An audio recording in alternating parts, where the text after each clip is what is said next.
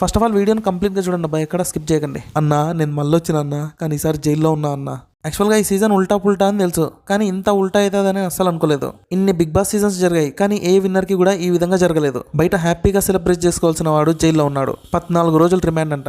Simple గా చెప్పాలంటే నువ్వు నిజాయితీగా ఉండింటే ఇన్ని కష్టాలు వచ్చేవి కాదు. నువ్వు కరెక్ట్ గా లేవు, అందులోనూ ఒకరిని కాదు ఇద్దరిని కాదు, ఆల్మోస్ట్ 2 స్టేట్స్ తెలుగు పీపుల్ ని పిచ్చి గొర్రెల్ని చేసినావు. సో దానికి రెస్పాన్స్ గానీ ఈ విధంగా జరుగుతుంది అంతే. అండ్ ఇంకోటి బా, మనోడు పారిపోలేదు అని చెప్పి ఒక వీడియో చేశాడు కదా, కానీ నిజానికి ప్రశాంత్ పారిపోయాడు. నేను చెప్పట్లేదు, వాళ్ళ ఫాదరే చెప్పారు.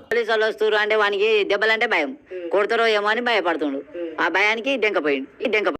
చూసారు కదా, వాళ్ళ నాన్న చెప్పాడు ఇక్కడ క్లియర్ గా. అయినా కూడా మనోడు బయటకు వచ్చి ఇంకో సింపతి వీడియో చేశాడు. నేను ఎక్కడికి పారిపోలేదు, కావాలనే నా మీద ఫేక్ న్యూస్లు స్ప్రెడ్ చేస్తున్నారని చెప్పాడు. చూసారు కదా, ఇక్కడ కూడా సింపతినే. కానీ ఫైనల్ గా ఏమైంది తెలుసు కదా, మన ప్రశాంత్ అన్నని రైతు బిడ్డని జైల్లో పెట్టారు. సో ఫ్యాన్స్ అందరూ మన అన్నని కాపాడుకోవాలని చెప్పి పోలీస్ స్టేషన్ లో చుట్టూ తిరిగారు అనుకోండి, సావు కొడతారు. ఎందుకంటే ప్రశాంత్ లాయర్ క్లియర్ గా చెప్పాడు, ఇక్కడికి ఎవ్వరు రావద్దని, పోలీసులు ఫుల్ ఫైర్ లో ఉన్నారు, మీ మీద కేసులు పెడితే ఫ్యూచర్ స్పాయిల్ అవుతుంది, సో ఎవ్వరు కూడా రాకండి అని చెప్పాడు. అట్ ద సేమ్ టైం మీరు ఎవ్వరు భయపడకండి, మేము ప్రశాంత్ని బయటికి ఖచ్చితంగా తీసుకొస్తామని చెప్పాడు. అండ్ ఇంకోట ఈ లాయర్ ఒక కరెక్ట్ పాయింట్ చెప్పాడు, బయట జరిగిన దానికి ప్రశాంత్ ఎలా కారణం అవుతాడు అని చెప్పాడు. అది కరెక్ట్ కదా, హీరోల కోసం ఫ్యాన్స్ ని కొట్టుకుంటే హీరోస్ ని ఇచ్చి జైల్లో అయ్యారు కదా. అండ్ ఎగ్జాక్ట్ కంప్లైంట్ ఏంటో కూడా తెలియదు కరెక్ట్ గా, కానీ కొంతమంది ఏమో ఇది నాన్ బెయిలబుల్ అరెస్ట్ కదా, బెయిల్ ఎలా వస్తుంది అని అడుగుతున్నారు. చూద్దాం మరి ఏమవుతుందో. దీనికంటే ముందు ప్రశాంత్ అసలు జైలు కిందకి వెళ్ళాడు, అతను చేసిన తప్పేంటి? యాక్చువల్ గా నా ప్రకారం చెప్తాను చూడండి, నిజం చెప్పాలంటే మనోడిది జెన్యూన్ క్యారెక్టర్ కాదు. బాగా నటించి ఆడియన్స్ ని ఎరిపప్పల్ని చేసి ఓట్లు సంపాదించుకున్నాడు, ఓకే, ఇలా చేయడం తప్పే. కాకపోతే మనోడిని జైల్లో పెట్టేంత తప్పు అయితే చేయలేదు అని నేను అనుకుంటున్నా. యాక్చువల్ గా మనోడి మీద నాకు కూడా పెద్ద ఇష్టం ఏం లేదు, కాకపోతే నేను చూసినంత వరకు చెప్తున్నా. ఎందుకంటే మనోడు హౌస్ లో ఉన్నాడు, సో అప్పుడే బయటకు వచ్చి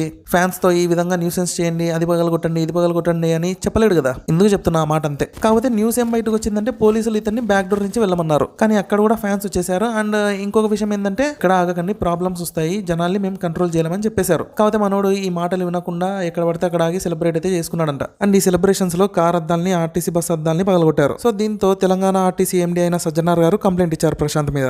సో దీంతో మనోడు బాగా భయపడి ఎక్కడికో పారిపోయాడు. కానీ మళ్ళీ ఏమైందో ఏమో కానీ బయటకు వచ్చి నేను ఎక్కడికి పారిపోలేదు, ఇక్కడ పూజకు వచ్చానని చెప్పాడు. ఇంకా పోలీసులు ఏమో తన ఇంటికి వచ్చి అరెస్ట్ చేశారు. యాక్చువల్ గా ఇతను ఒక్కటే కాదు, తన ఫ్యాన్స్ ని, తనకు సపోర్ట్ చేసే వాళ్ళందరికీ కూడా కొంచెం వార్నింగ్ ఇస్తే బాగుండేది. ఎందుకంటే వాళ్ళు ఫ్యాన్స్ లాగా కాదు, చిల్లరోళ్ళలాగా బిహేవ్ చేశారు. అయినా ఫ్యామిలీ ఉన్న కార్ ని ఎవరన్నా అటాక్ చేస్తారా? నాకు తెలిసి ఆ అమర్దీప్ పైన ఈ ప్రశాంత్కి అంత కక్ష ఉండదు, కానీ ఈ ఫ్యాన్స్ కి ఎందుకు అంత కోపమో అర్థం కావట్లేదు. ఏం పని పాట లేని వాళ్ళే ఈ విధంగా చేసేది. అని కొంతమంది అయితే అమర్దీప్ ని బయటకు వస్తే వాడిని పెట్రోల్ పోసి తగలబెడతామంటున్నారు. ఇంకోడేమో అమర్దీప్ కార్ అద్దాలు పగలగొట్టింది వీడే అని చెప్పుకుంటున్నాడు. తప్పులేదు లేబ్బా, విన్నర్ అలా ఉంటే ఫ్యాన్స్ కూడా ఈ విధంగానే ఉంటారు. సింపుల్ గా చెప్పాలంటే టిట్ ఫర్ టాట్ అంతే. నిజానికి నువ్వు జెన్యూన్ గా ఉండి ఓడిపోయినా పర్లేదు, కానీ ఇంతమంది జనాల్ని పిచ్చోళ్ళని చేసిన చూడు, అది తప్పు. అని ఇంకోటి, వీడు తప్పు చేస్తున్నారా నాయన, వీడు కరెక్ట్ కాదా అని చెప్తుంటే చాలా మంది నన్ను తిడుతున్నారు. అది కాదు, కానీ వాడి గురించి అంత క్లియర్ గా వీడియోలు ఉన్నాయి, అవి చూపించినా కూడా వాళ్ళు నమ్మట్లేదు. ఇంకా మీకు బ్రెయిన్ ఉందనుకోవాలనో లేదనుకోవాలనో ఏమో అబ్బా, నాకైతే తెలియట్లేదు. ఒకసారి మీరే చెక్ చేసుకొని ఉందో లేదో. అంతేనండి, ఒకటే మాట, జై ప్రశాంత్, జై పల్లవి ప్రశాంత్, జై రైతు బిడ్డ.